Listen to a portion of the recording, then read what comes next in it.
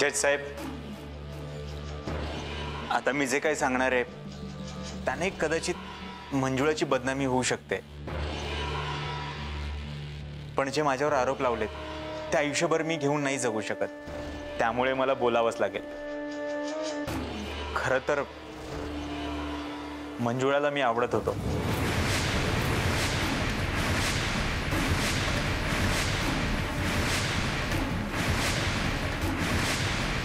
तसं त्यांनी माझ्याकडे बोलून दाखवलं सुद्धा होतं। अच्छा, अरे हे काय बोलतायत डॉक्टर? अरे नाम आपली मंजू असं, पण डॉक्टर कशाला खोटं बोलतील रे? अच्छा तू नाही, समजा खोट आहे, समजा खोट आहे। जज साहेब, खरं तर मी माझी इमेज पहिल्यापासूनच जपत आलोय। मी कुठल्याच बाईच्या नादी लागलो नाही। मी डॉक्टर आहे, मी माझ्या पेशाचा खूप आदर करतो। मी मंजुळाला खूप समजावून सांगितलं, म्हटलं हे चुकीचं आहे, असं नको करायला। मी मंजुळालाही नकार दिला, कारण माझ्या मनाला ते पटतच नव्हतं। याबाबत मी डिंपललाही सांगितलं होतं। होय मम्मी, मला डॉक्टर असं बोललो होतं। यावरून अमरने आमच्या दोघांवर संशय सुद्धा घेतला होता, त्या दोघांमध्ये वादही झाला होता। मिस्टर अमर, हे खरंय? हो हो झाला होता। जज साहेब, यांची अवस्था बघून खरं तर माझी जीभ उचलत नाहीये, पण मंजुळाच्या बाहेरखेलीपणाला कंटाळून यांनीच त्यांची हत्या केली असेल ही शक्यताही नाकारता येत नाही।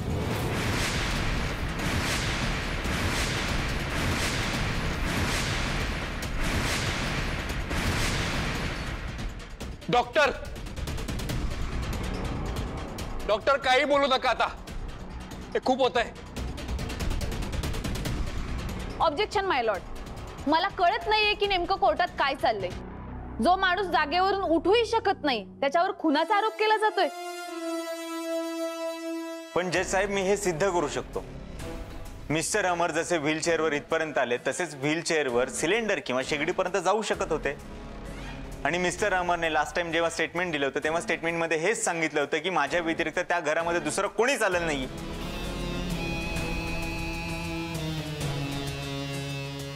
हो खरंय, पण व्हीलचेअरवर बसवायला सुद्धा मला कोणाची तरी मदत लागते, आणि ज्या दिवशी तुम्ही आला होता त्या दिवशी मी बेडवर बसलो होतो। नाही, मी आलो तेव्हा तुम्ही व्हीलचेअरवर होता। डॉक्टर तुम्ही खोटं बोलताय। हे मी सुद्धा म्हणू शकतो। तुम्ही बजाला विचारू शकता, ज्या दिवशी मंजूचा अपघात झाला होता तेव्हा मी खाली पडलो होतो आणि माझी व्हीलचेअर बाहेर होती। होय खरंय डॉक्टर।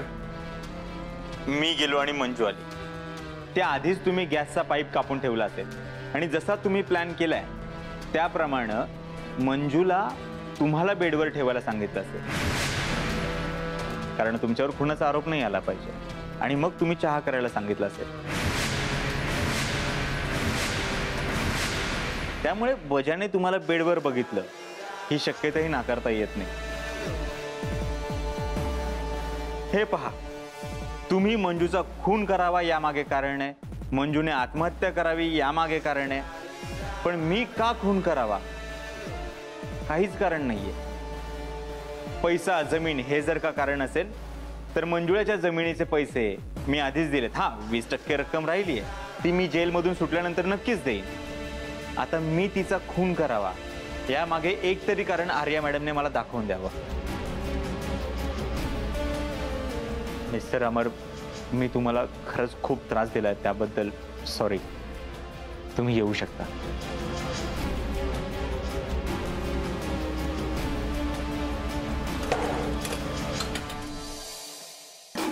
जज साहेब, यानंतर पुढील साक्ष देण्यासाठी मी डिंपल पाटीलला इथे बोलवण्याची विनंती करतो। परवानगी आहे। डिंपल बाबूराव पाटील हाजीर हो।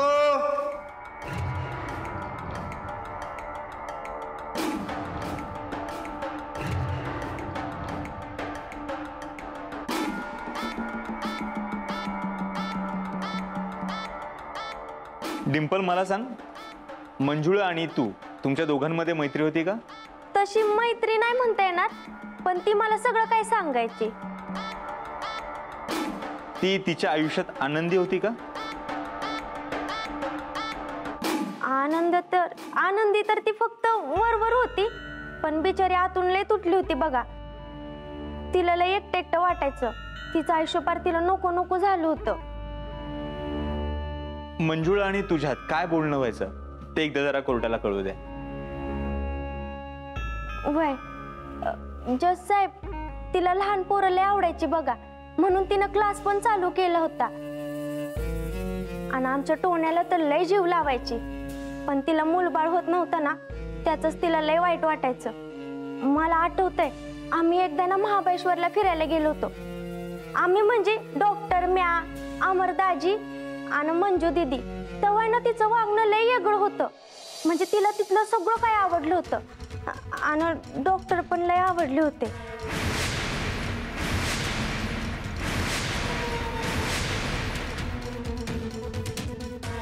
काय? हे तुला कोणी सांगितलं?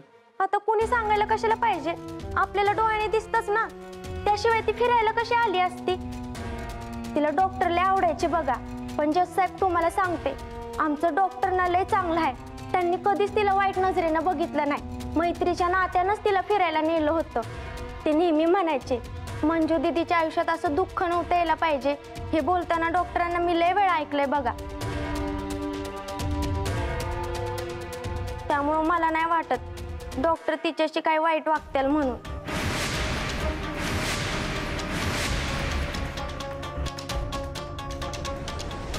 अमर आणि तिच्या नात्याबद्दल काय सांगायचे मंजू? ती म्हणायची की ते माझी जबाबदारी आहेत. त्यांना खूप राग यायचा.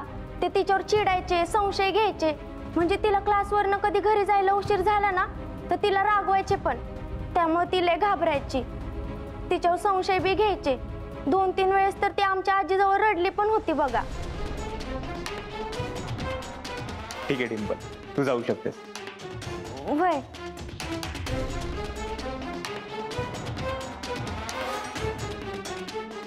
जज साहेब, तुम्ही पाहिलं, आज 4 जणांनी साक्ष दिली, पण एकाकडेही माझ्या विरोधात ठाम असं काहीच नव्हतं.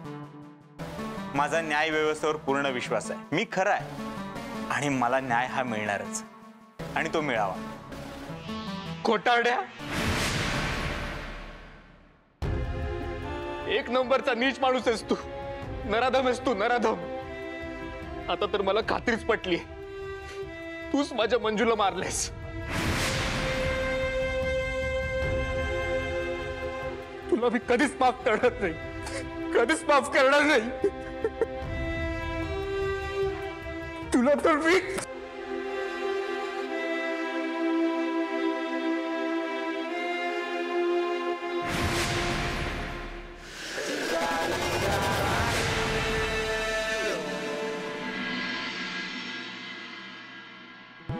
दारू बी चालना झाली.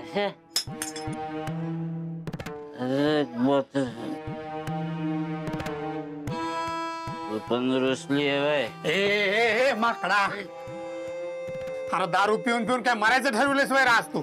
सर, काय झालंय तुला? एवढा मरेस तोर दारू प्यायला लागलायस ते? काय झालंय?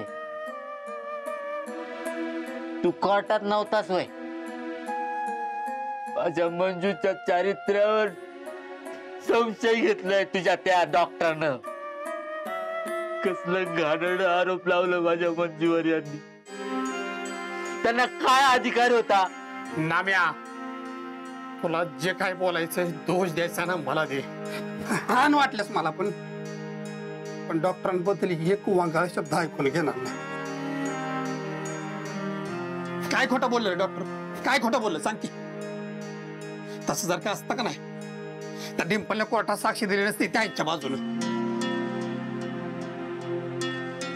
डॉक्टर कधीच चुकीचं वागत नाही, कधीच खोटं बोलत नाही. माझा विश्वास आहे डॉक्टरांवर. खड्ड्यात गेला तुझे डॉक्टर? नाम्या, खड्ड्यात गेले.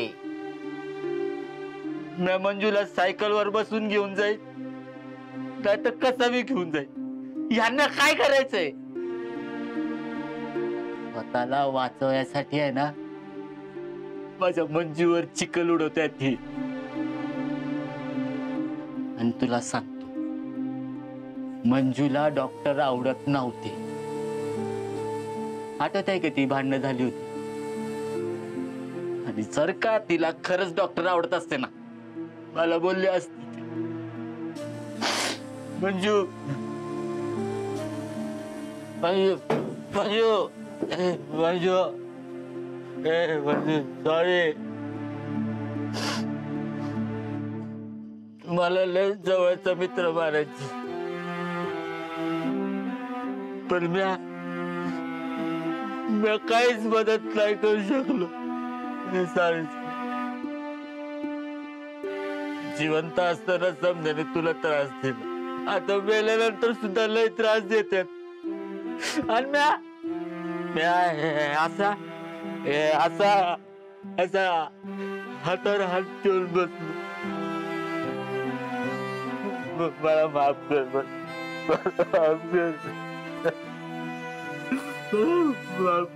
हे नाम्या हे अरे कळतंय रे मला, तुला कसला त्रास होत असेल ते कळत.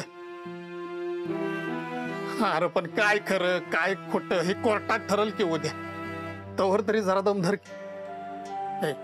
ऐक ना माझ, सोडती बॉटल बघ. नाही सोडणार रे, नाही सोडणार, नाही सोडणार. अरे कसलं काय काय बोललं, काय काय बोलत होत. नाही सोडणार, नाही सोडणार.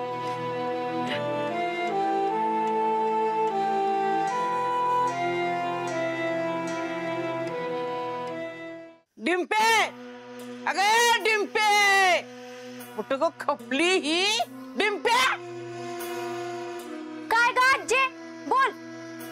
इकडे ये बघू अशी, सांगते तुला मी. अगं तुला काय अक्कल बिक्कल हाय का नाही? माझ्या मंजूला काय बाय वाईट साईड बोलताना अगं तुझी जीभ कशी झडली नाही. म्हणे कंपाऊंडर आवडायचा तिला. अगं तिच्या वाऱ्याला तरी उभं राहायची लायकी आहे का त्याची? त्याचं तोंड बी बघायला नको वाटत होतं तिला. किती मुडता खोटं बोलणार आहे कुणास ठाऊक. आज्जे अगं किती शिव्या देशील ग, खरं हाय ना तेच बोलली म्या. तर आली मोठी खरं बोलणारी, नाक नाही जाग्यावर नाकरा तीन बघा. मला तर वाटतंय ना त्या कंपाऊंडरनी नक्कीच तुझ्या लिंबू फिरवला असेल, म्हणून तर तो जो म्हणाल ना ते सगळ्या गोष्टीला होला हो करतीयास. माझ्या मंजूच्या माग तो मुडदा लागला होता, मला काय माहित नाही तर समजू नको तू. अवात्य काय बोलताय? तुमचं होणारं जावई आहे, उगाच काय बी बोलू नका. अगं तुझ्या जावयाचं मुळे बसू भिताडा संग. टोन्या, ए टोन्या. हा जे आहे मी इथंच. माझं जर खोटं वाटत असलं ना तर त्या टोन्याला विचारा. सांग तुझ्या आई बापाला मंजूला किती तो त्रास देत होता ते कंपाऊंडर. होय मम्मी, ते डॉक्टर आहेत ना मंजू तुला. टोन्या, आजी पैसे देणार आहे म्हणून काय पण बोलू नको. आहे दुनिया काय बी बोलू दे, पण माझा तुझ्यावर विश्वास आहे बघ. तुझे हे काय म्हणतीयस ना त्याच्यात नक्की या डॉक्टरचा काहीतरी झोल असणार आहे, आणि त्यांनी त्याच्यातला वाटा हिला काहीतरी दिला असणार, म्हणून ही त्याच्या समद्या चुकांवर पांघरून घालतीया. अवाक्य काय बोलताय ही? काय बी बोलत नाही मी, खरं तीच बोलती. डिंपीच्या मागच्या साखरपुड्याच्या वेळेसच माझ्या लक्षात आलं होतं, आणि मी बोलले पण होते, पण माझ्यावर कुणी विश्वास ठेवला नाही ना. मंगले जरा जपून राहा बर का. डिंपीचा नक्की काहीतरी डाव असणार आहे ह्याच्या माग, नाही तर काय होईल माहितीये का? घराला लागल टाळ आणि मग बसा बोंबलत. आका काय बोलते तू ही? बघा तुम्हीच बघा, समजा तुमच्या मोरा चाललाय म्हणून बरं. अक्का ही बघा, माझ्या पोरीवर माझा पूर्ण विश्वास आहे, ती असं काय करणार नाही, आणि काय केलं ना मी हाय बघून घ्यायला. हा घे बघून घे. एक दिवस आहे ना तो कंपाऊंडर आपल्या सगळ्याला जेलमध्ये टाकल ना, तोपर्यंत बघून घे.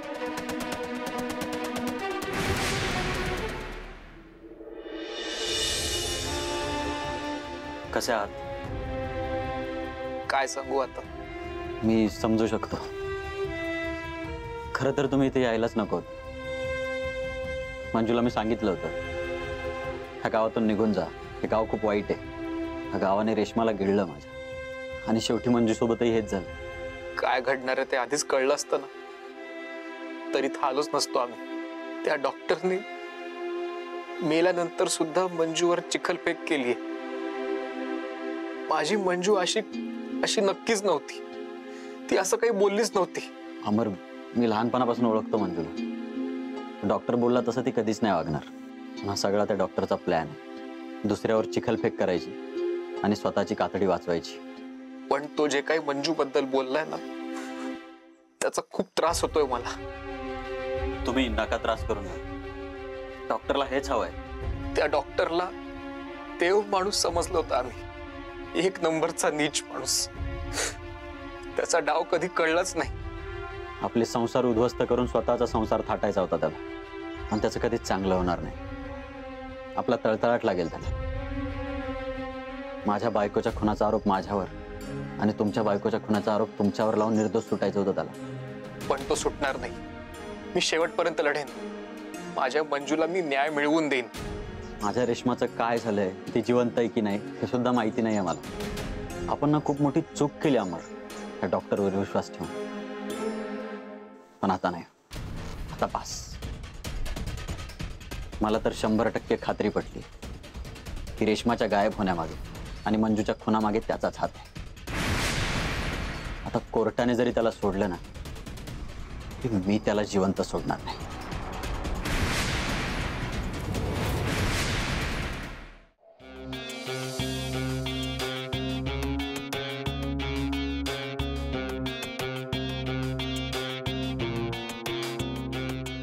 कोर्टाची कार्यवाही सुरू करा.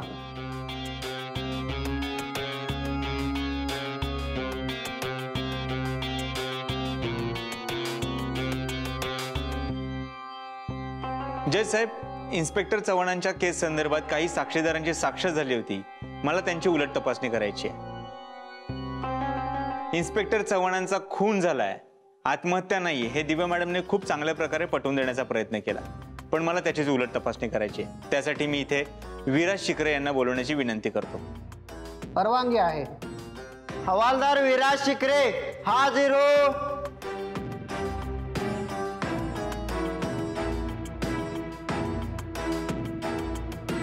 शिकरे साहेब, आर्या मॅडमला साक्ष देताना तुम्ही बरीच माहिती देऊन झाली. मी पुन्हा पुन्हा तेच प्रश्न विचारून कोर्टाचा वेळ वाया घालवणार नाही.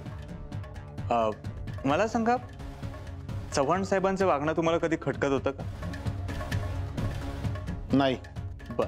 आणि दिव्या मॅडमचं वागणं?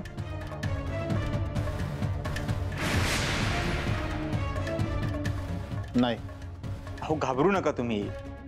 काय असेल ते खरं खरं सांगा. आपल्याला चव्हाण साहेबांना न्याय मिळवून द्यायचा.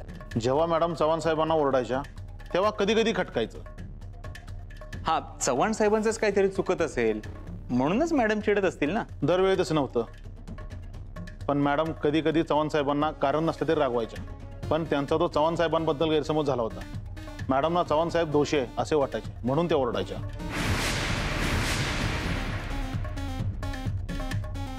असं जर असेल तर आधी मॅडमने गैरसमज दूर करून चव्हाण साहेब चुकीचे आहेत बरोबर आहे हे ठरवून मग त्यांच्यावर रागवायला पाहिजे होतं.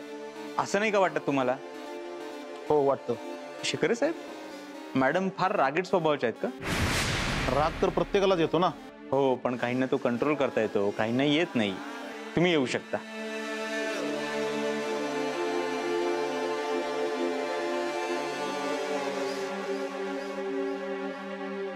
जज साहेब, दिव्या मॅडमला सस्पेंड करण्याचं मुख्य कारण होतं इन्स्पेक्टर चव्हाणांना मानसिक सॉल्व झाली होती आणि ते तूच घडून आणलं होतं.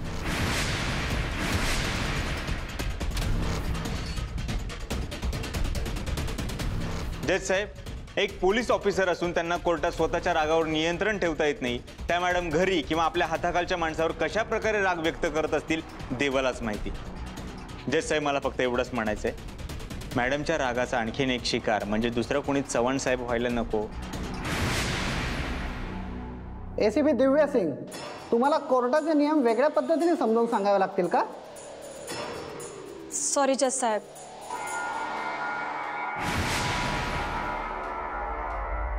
जज साहेब, दिव्या मॅडम एवढ्या तावातावाने उठलाच आहेत तर मला त्यांचीच उलट तपासणी करायची. परवानगी द्यावी. परवानगी आहे. एसीपी दिव्या सिंग हाजीर हो.